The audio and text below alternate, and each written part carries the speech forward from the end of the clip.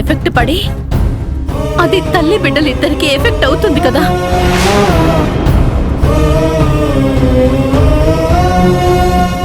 ఆ ఫోటోలు కనిపించినప్పుడల్లా పవిత్ర ఎమోషనల్ అయితే అది తన హెల్త్ మీద పడుతుందని నేను ఆ ఫోటోలు తీసేశానన్నయ్య.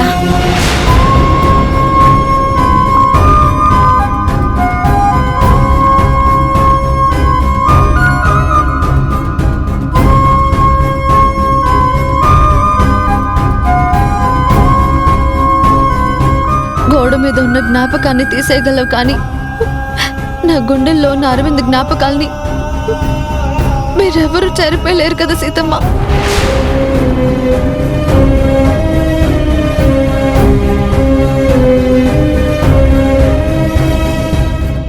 కన్నీళ్లతో తన నాటకాన్ని కట్టిపెట్టి ఎంత బాగా నటిస్తుందో చూడు. నీ నాటకాలు ఆపు.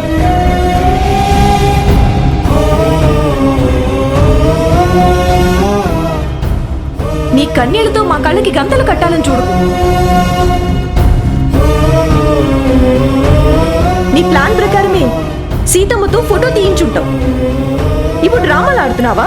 కీర్తి,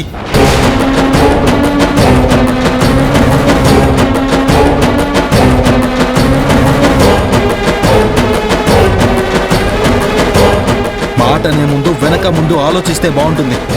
నింద వేసే ముందు నిజాలు తెలుసుకో. ప్రతిదానికి పవిని కారణం చేసి మాట్లాడితే మర్యాదగా ఉండదు చెప్తున్నాను.